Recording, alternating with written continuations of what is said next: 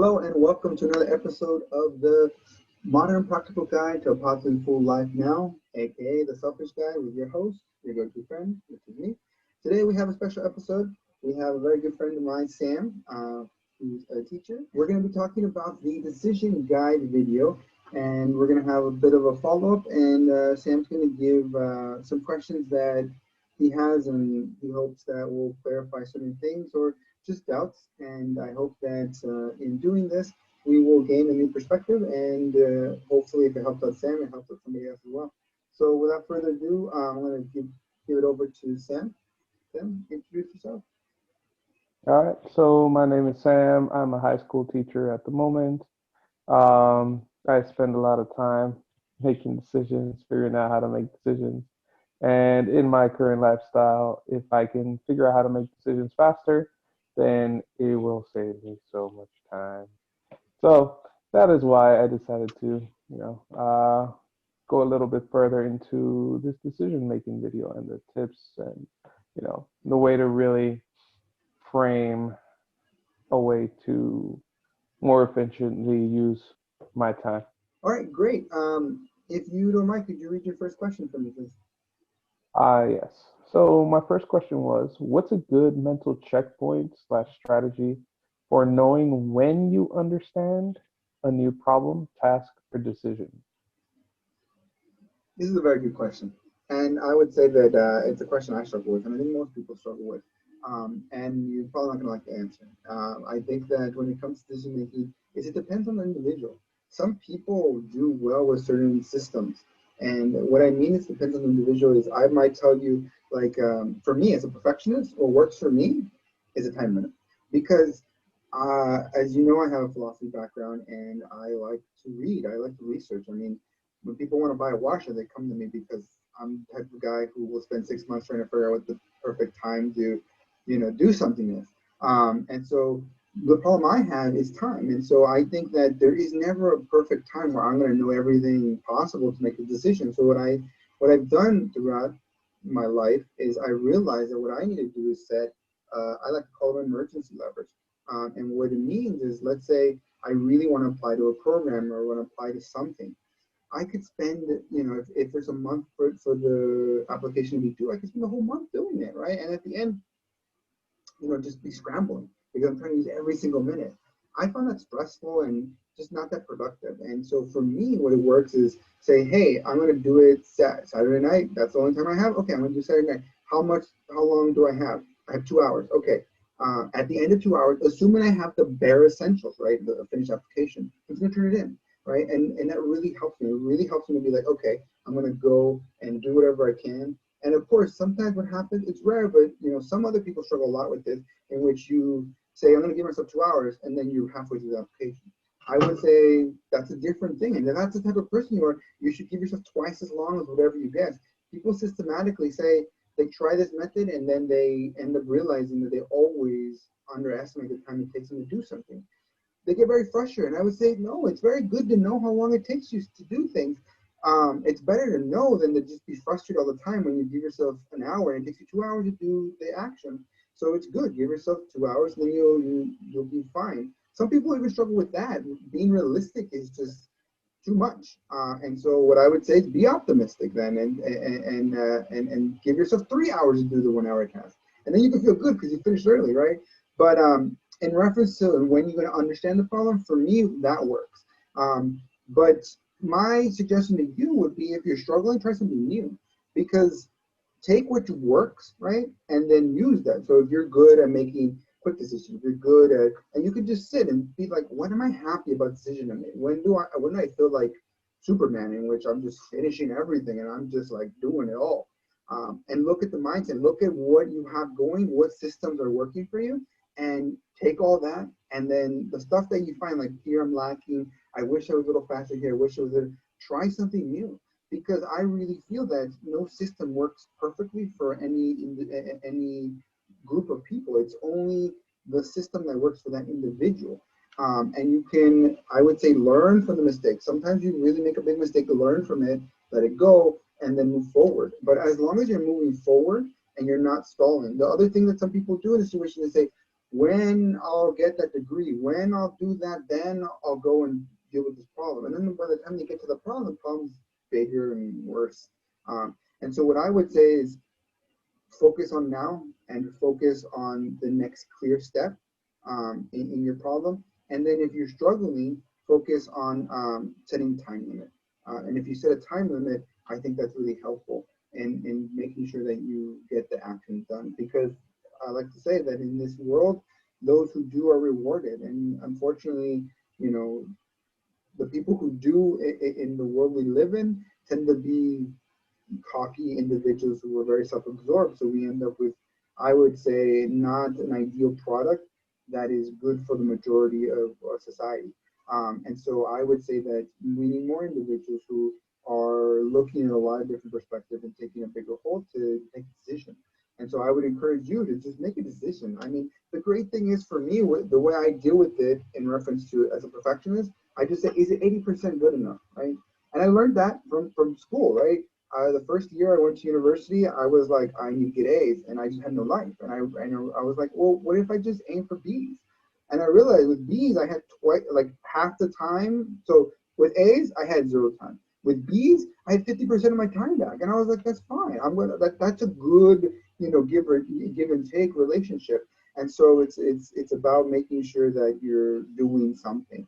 And like I said, try the emergency lever, try setting a time limit. It really depends on what you're struggling with. And I would say as well is just make sure that you have a very clear problem. A lot of times, you're like, I want to start a business. And you're like, well, that's not a very good problem. You can't really move on that. You would need to know the exact step. Does that make sense? That makes sense. Any follow-up question on that? No, I think you covered it all. I think that's the thing I tend to run into the most is that I'll start something, but I don't know when to stop. And so it just keeps going and just keeps going and just keeps going. And I guess the thing that throws me off sometimes is that I guess sometimes I feel like when I keep going, sometimes I come up with some really nice solutions because I kept going. And so that I guess pushes the idea that hey, if I keep waiting, if I keep waiting, if I keep waiting, some really good stuff might come out. Even though at the end, sometimes when I look back on it, it's like, yeah, it got better, but maybe it was just a little tiny bit better, and maybe it wasn't so efficient because there was so much time for that one tiny little bit to get better. So I think you speak pretty much true to what a lot of people struggle with. I struggle with personally, and it goes back to that 20%, right? That 80-20, right? Giving it more time, do you reach the 90%, 95%? You could, but how much time are you giving up? Are you giving up 50% of the time you have available for 20%, or 15% being realistic? Um, I would say it's not worth it. And I know it's so hard, especially like I have a perfectionist, tendency, and a lot of people do, and those who do really struggle with like, but I can make this better. This is a representation of me. I need it to be 95% at the very least. And unfortunately, I think we just aren't going to do that much. And if that's the way you want to live, more power to you. I just, the way I set this up is I think that what we struggle with in general, the majority of people, is not doing enough. And so I would say that if you're doing a little and you feel fine doing it, then great. You're living the life you want to live, and more power to you. I think you should feel empowered to do that, and you're way ahead of the curve because you understand what you want and you're doing it. But for everyone else, I would say try to do more. And it's so hard. It's kind of scary to be like, I always turn in 90%. I always get A's. Now I've turned to B. I would say I always relate it back to sales, right? Would you rather make $100 of 1,000 people or make $1,000 of one person? Like I would rather make $100 of 1,000 people because it's more money. But to be able to hit that many people, you're not going to be able to give each individual your full attention and 100% of your effort. You're going to have to do less because you have to hit more sales, right? And that's kind of what life is. Do you want to read your second question? actually, the second question is kind of just related to what we went to, but yeah, the second question was, when is it okay to just say, I need to get this done, even if it's not done well? And you're right, it goes to the same question. And like I said, I think they're all interconnected. Connected. And each of these individual I guess, pieces. They're tools, right? And like I said, if you try it and you're just like, I feel like shit, I can't sleep, I feel like my work is so part of me, then I would question why. Okay, try to get to the bottom of it. But assuming these, you can try different things and make them work. What I would say here, that I have in my notes to your question is that 51%, and this really helps me. So I tend to be, when it comes to decision, and I can't really see one being better than the other. What I struggle with is I try to make these lists and these uh, systems in which I'm trying to see, get a little bit, make sure it's clear that there's a winner or not a winner. But sometimes in life, you come to a fork in the road, and they both look identical, right? And I would say that's difficult, right? Ideally, what you want to say is like, oh, there's a flower in that road. I'm gonna go down that way. It's just a flower, but it's better than nothing. And my rule for that is 51%. Be 51% sure, because if you make a decision, it's more empowering, right? It makes you get in the habit of making decisions, and it's going to further reinforce that gut. And I would say if you go with your gut and it's wrong most of the time, then go with the opposite of your gut. I know it sounds weird, but it works. And in practice, you get more confident. Be like, I feel like I should do that. I'm going to do the other thing because that's just the way I work. That's the way my gut works. Um, but I'd rather that than just to be like, I don't know. You have to sometimes go off of feeling. And again, this is only for things where it's hard to see the difference. If there's something that you're just being afraid of, or you're being dishonest in reference to what, because it's more hard work, but it's better for you, that's a different story. This is a decision in which it's quite similar. And I would say try to get 51%. Now, if you get to the point where you cannot get 51%, my suggestion is flip a coin. And I used it a lot before, but as I gained more confidence and got used to being comfortable with 51%, because it's scary to say, hey, I'm only 51% sure about this, but I'm going to do it anyways. And you're just like, it's risky. But in reality, if you're dealing with that type of fear, I would say just ask yourself, a year from now, is this gonna affect you? Are you even gonna be thinking about this? And usually the decision is not. Now, if it's a yes, then maybe give yourself more time. Instead of saying, after now, I'm just gonna decide, after 20 minutes, I'm just gonna decide, maybe give yourself like a week and actually set times where you're gonna be researching this if it's that big of a decision. But if you flip a coin, a lot of times it's gonna happen. It's not about flipping the coin in reference to like yes or no. Like if you're really, really confused, that might help. But typically what ends up happening is you say, do I want this or do I want A or B? And you flip a coin and it says B. And then what happens, you're like, yeah, that was good. You feel good and you just do it. But other times you're like, no, I want A. And making the decision, using the coin to make your decision, it actually helps you to be more in tune with yourself and be like, yeah, I really want an A, so I'm going to go with A. And you're like, screw the coin. I'm not going to base myself. And then you start saying things like, I'm not going to base myself on the coin. That's ridiculous, right? Even though maybe the day before you did the same thing and you said, yeah, the coin's right, let's do it. So flipping the coin will help. And like I said, back to the 80%, make sure it's 80% good enough. And hey, sometimes in an industry that is fast paced and very demanding, you might have to lower to 60%, right? If you never have time to reach 80%, then you have to adjust, right? Because if it's either that or get out of the position you're in and move to another industry where you can be 80%. But I've met people who work in industries where you can't be 80% done. It's just that fast paced. You have to be 60%. I would say if you're in an arena or industry that is less than 51% or even 55%, I could argue, I mean, more power to you, but I would find that very stressful. If the person thrives in that situation, then more power to them. But I would find it very difficult to make decisions in an environment because I would just be, for all practical purposes, flipping a coin all the time and making decisions. I mean, I think a computer could do that. So what am I doing as an individual trying to add value to that system? I don't see it, but that's personal. But does that make sense in reference to the 51 and the quarter? I don't know if that opens up a new tool for you to maybe get done and or at least feel like it's well done. Well, yeah, it does. It does because a lot of times it's that decision, that 51% ends up being really like, okay, I guess kind of like you mentioned, it goes back to time. So if if I keep working on it longer, then I'll get it a little bit better. But the extra 1% might be, well, if I go ahead and finish this now, then I'll be saving myself some time so I can use that time for something else. And like you also mentioned, keeping the perspective of, is this really going to affect me in a year or not? That makes a really, really big difference. sometimes we get so caught up in the now that it's hard to keep that bigger picture in mind and save yourself a lot of stress that way.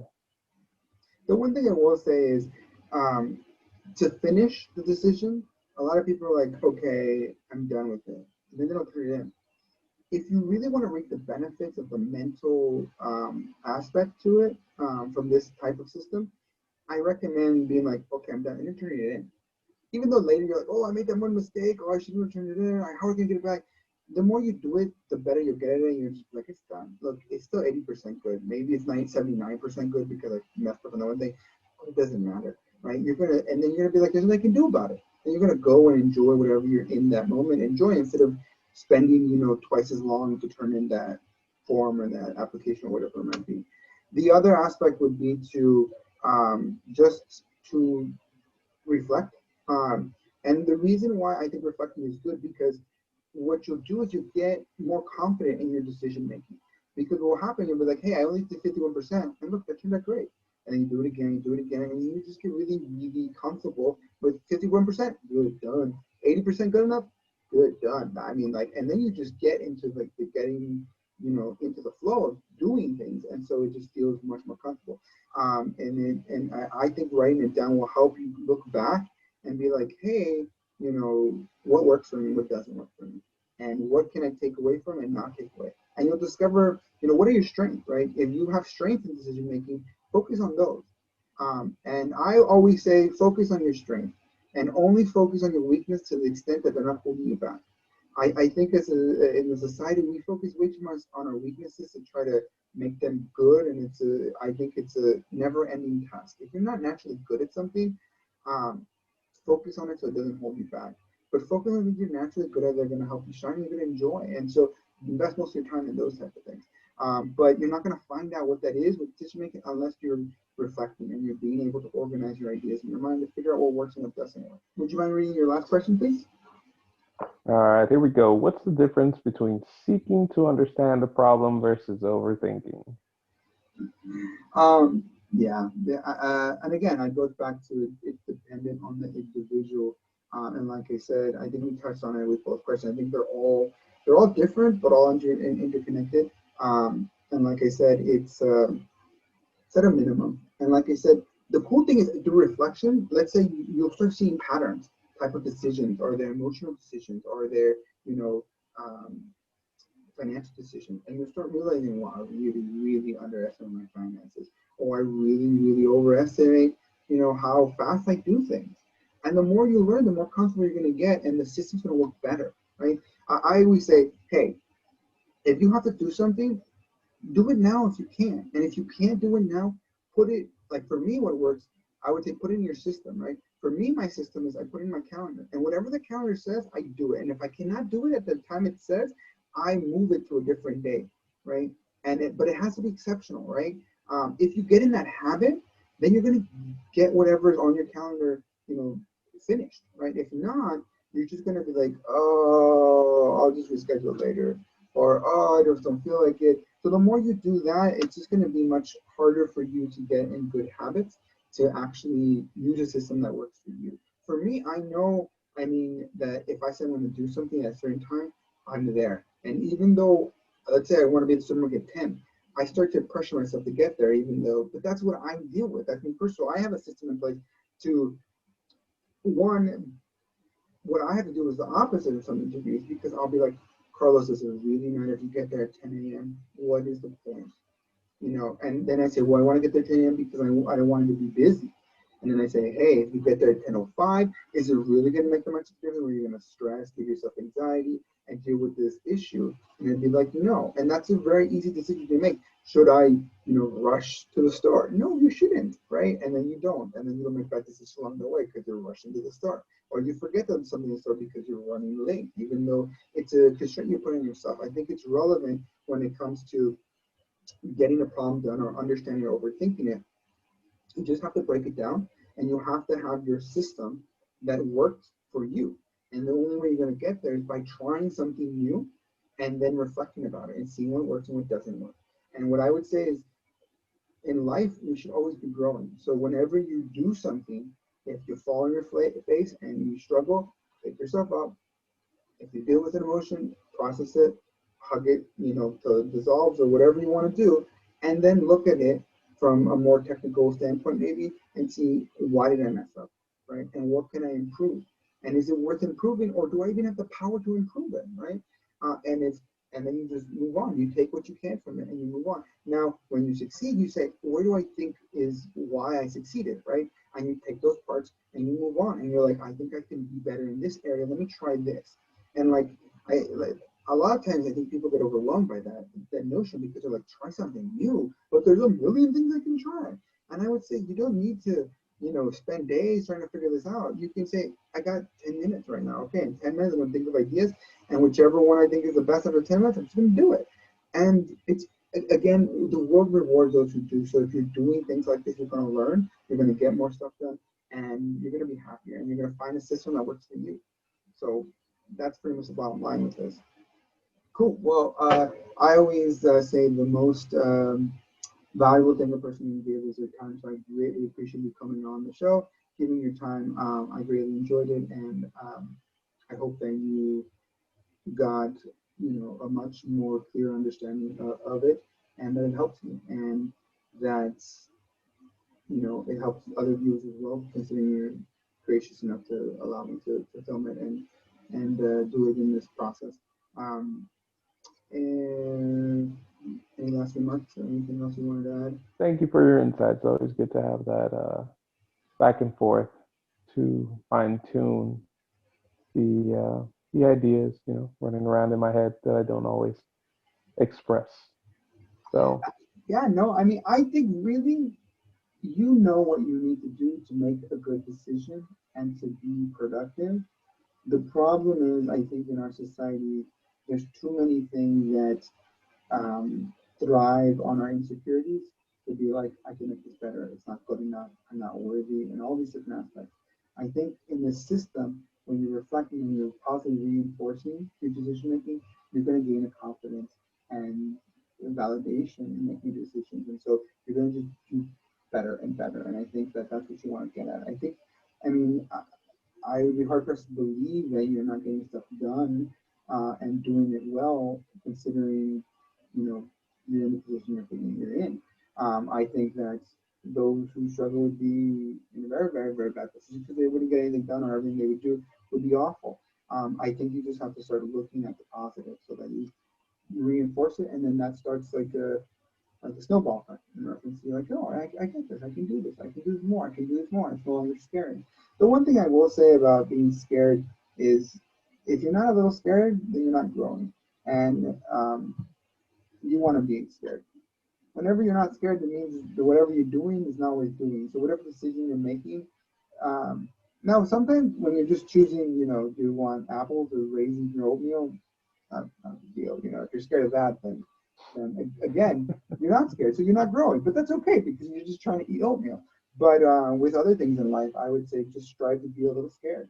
I think that you can't get used to being a little scared, but a little scared is it's a nice marker or indication that you're doing something that's going to make you better.